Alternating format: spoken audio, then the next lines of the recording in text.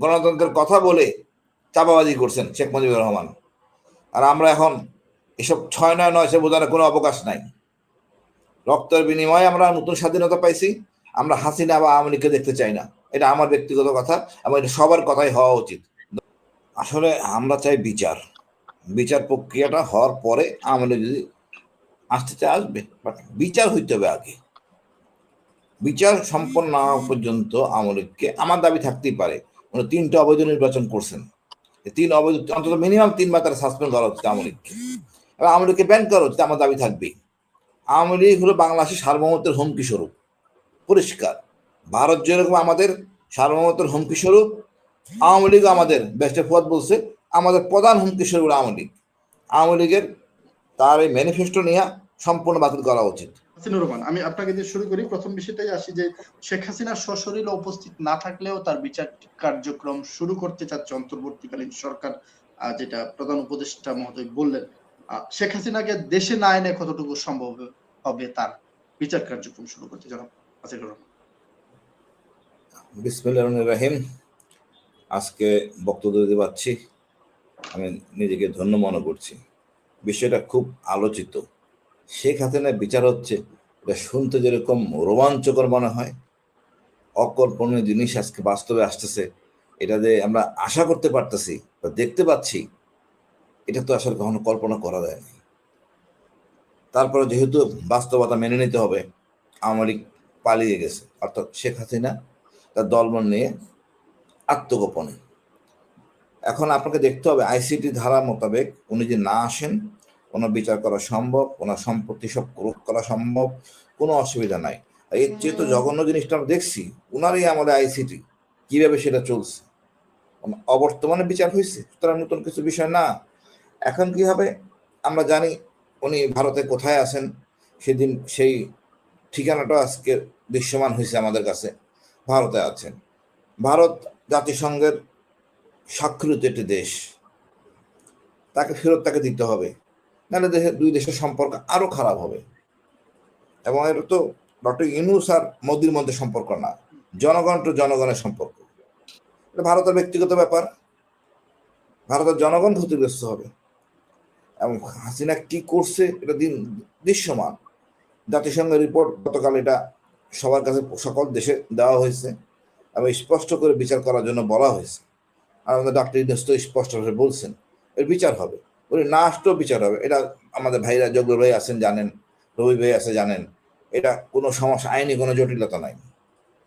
তবে কোন রকম আমরা সকল চেষ্টা করবো তাকে নিয়ে আসার জন্য, কূটনৈতিক সকল প্রচেষ্টা আমরা অব্যাহত রাখবো যেন সেখানে আসে, সপক্ষে কিছু বলতে পারে, নাহলে কোনো স্কোপনা থাকবেন না।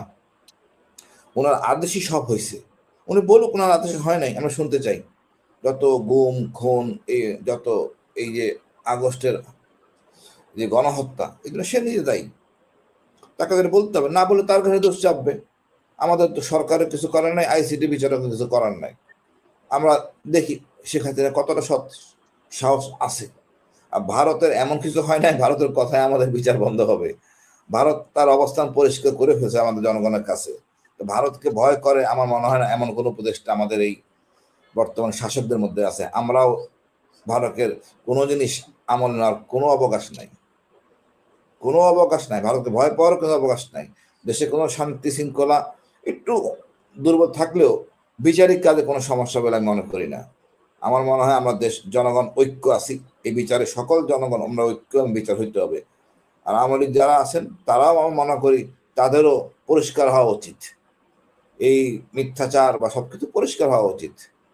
উনি আসলে কি ছিলেন, কার কার স্বার্থ হাসিল করছেন দেশে থেকে, দৃশ্যমান হওয়া উচিত। আর অনেক জিনিস বের হবে, আমরা দেখতে পাবো ইনশাআল্লাহ। আমার মনে হয় বিচারে কোনো সমস্যা হবে না। সম্পর্ক ভারত যদি আরো খারাপ করতে চায়, আমাদের কোনো ক্ষতি হবে না ইনশাআল্লাহ, আমরা নিজেদের সম্পদ দিয়ে আমরা বাঁচতে পারবো। ধন্যবাদ।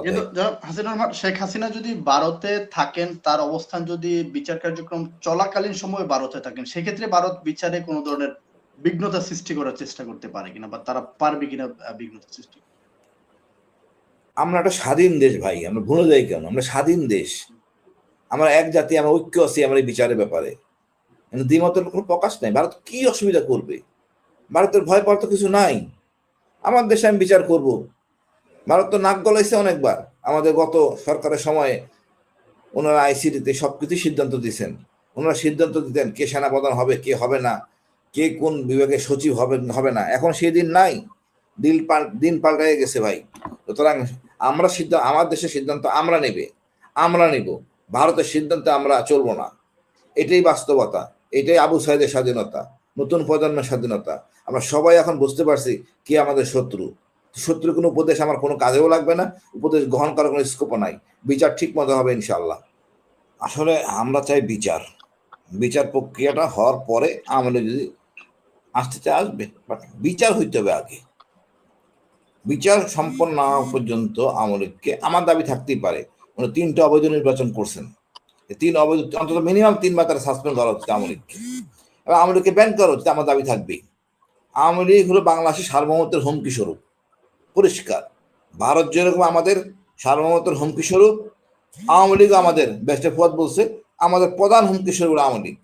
আওয়ামী লীগের তার এই ম্যানিফেস্টো নিয়ে সম্পূর্ণ বাতিল করা উচিত।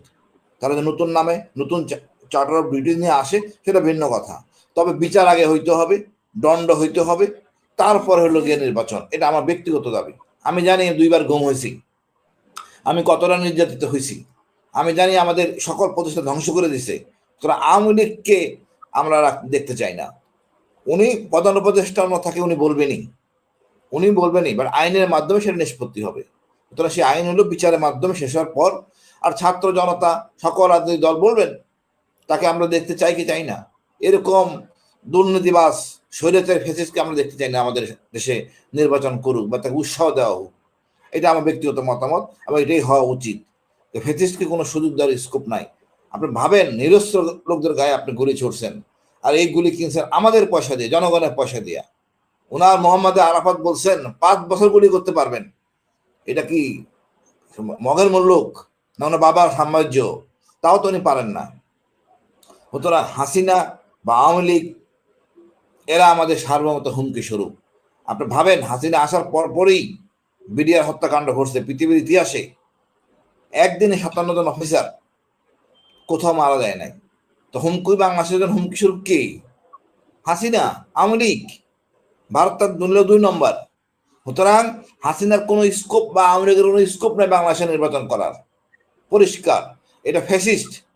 75-এ মারা গেছেন ভদ্রলোক, বাকশাল করছেন উনি, রক্ষী বাহিনী দিয়ে হাজার হাজার মুক্তিযোদ্ধা মানে কি মৃত্যুদণ্ড দিয়েছেন, বা ওই রক্ষী বাহিনী দিয়ে মেরেছেন। উনি প্রকাশ্যে বলছেন অনেক কিছু, বা দুঃখজনক গণতন্ত্রের কথা বলে চাপাবাজি করছেন শেখ মুজিবুর রহমান। আর আমরা এখন এসব 6-9 বোঝানোর কোনো অবকাশ নাই। রক্তের বিনিময়ে আমরা নতুন স্বাধীনতা পাইছি। আমরা হাসিনা বা আওয়ামী লীগকে দেখতে চাই না। এটা আমার ব্যক্তিগত কথা, এবং এটা সবার কথাই হওয়া উচিত।